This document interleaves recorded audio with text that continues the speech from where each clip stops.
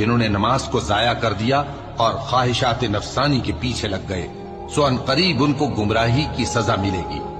ہاں، جس نے توبہ کی اور ایمان لایا اور عمل نیک کیے تو ایسے لوگ بہشت میں داخل ہوں گے اور ان کا ذرا نقصان نہ کیا جائے گا، یعنی ہمیشہ کی بہشتوں میں، جس کا اللہ نے اپنے بندوں سے وعدہ کیا ہے کہ جو ان کی آنکھوں سے پوشیدہ ہے۔ بے شک اس کا وعدہ نیکوکاروں کے سامنے آنے والا ہے،